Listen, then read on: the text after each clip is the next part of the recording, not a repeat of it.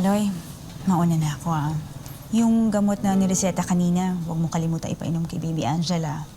At yung beer mo, sa tiyan ilalagay, huwag sa ulo ha.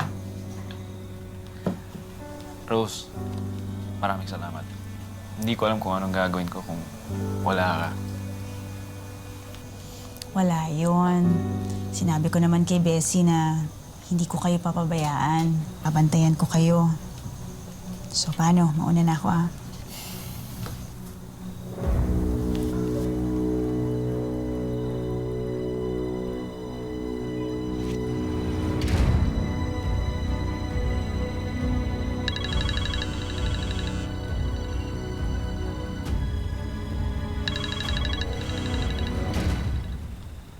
Hello?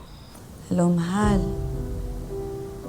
Oh, ano yung chinat sa akin ni Ria? Kumusta si baby? Kinumbulsan lang siya. Ano? Kailangan mo ba ng ekstrang pera? Pangga, hindi sa lahat ng bagay ay kailangan namin.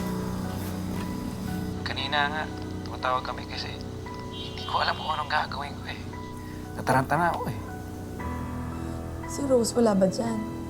Talaga kay Rose mo na inaasang lahat. Mahal naman. Sana kahit malayo ka, paramdam mo naman sa mga anak mo na may nanay pa rin sila. Mahal, sa tingin mo ba masaya ako na hindi ko magawa yung mga dapat na nagagawa ko ngayon? Siyempre, nag-aalala rin naman ako dito. Pero anong magagawa ko? Wala nang pupuntahan itong usapan na ito. Sige na. Matulog ka na. Bakit ano bang gusto mong gawin ko, ha? Umuwi ako. Tapos, sabay-sabay tayo magugutom lahat dyan. Kaloy, hindi...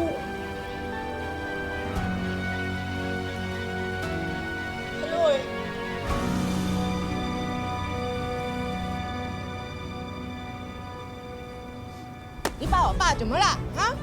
What did you do to my father? Ma'am, I didn't do anything. Liar! No!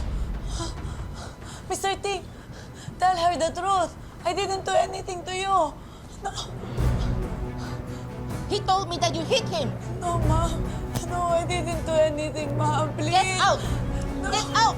Get out! Leave now. I will report what you did to the police. No, Leave now. Please, Jab. Mama! Leave.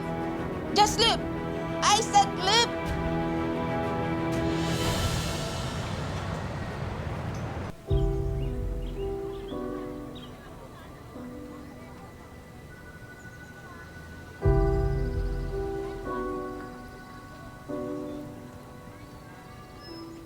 Rose, ayos ka lang?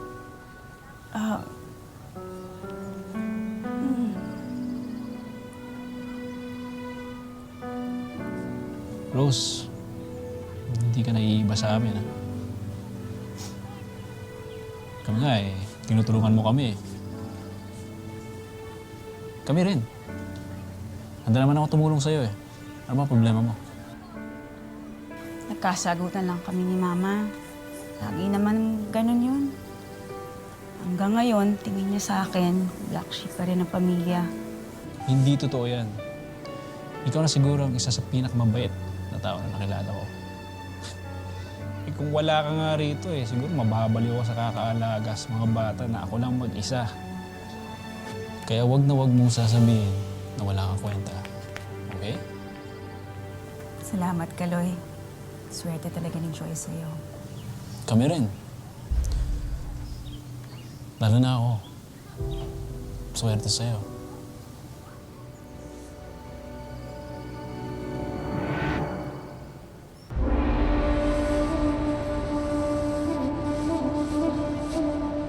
Salamat, Juvia. Nakausap ko pala yung recruiter natin. Hahanapan ka daw niya ng bagong amo. So, pansamantala, gusto mo, doon ka muna sa bahay matulog habang wala kang work, di ba? Sigurado ka ba? Oo naman, ano ka ba? Sino-sino ba magtutulungan kundi tayo rin? Salamat. Ikaw pa ba?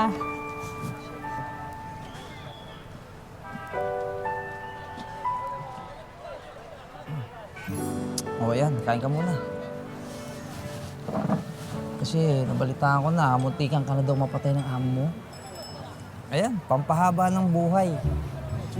Ano ka ba may problema ng ngayong taon na ano mo pa? Ay, sandali. Si Bert nga pala. Yung number 1 enemy ko yan dito. Pero makulit yan, pero mabait yan. Hi, Bert. Hi. Hi. Cute. I'm Bert. Since Bert. Pakit mo. At least kahit pa paano, napapangiti ako. Basta ka ba yan, tandaan mo, na ang sugat at hiwa, hindi yan nakakamatay. Pero, kapag parati ka malungkot, mapapalapit ka niya sa hukay. Oo. Kaya smile. Pero pag hindi ka bumalik sa kusina, makakatikim ka ng gulpe ni John Cena. Kaya pa o kaya? Grabe naman. Nilita ka sa akin? Grabe naman. Nilitan sa akin? Smile yan. Kaloka. Kaloka talaga to. Ay, Joyce, pasensya ka na kay Bert. Ganun talaga kasi.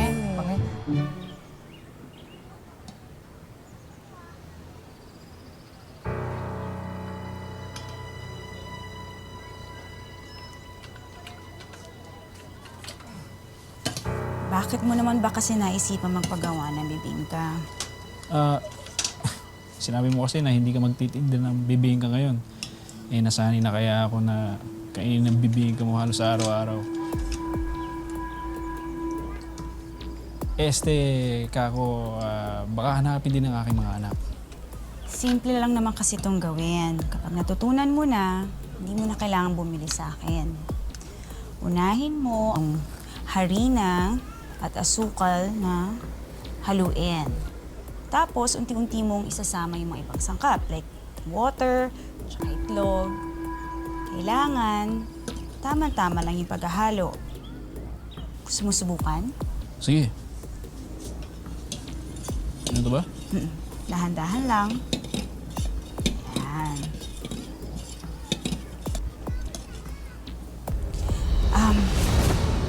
Alam na ba ito ng asawa mo?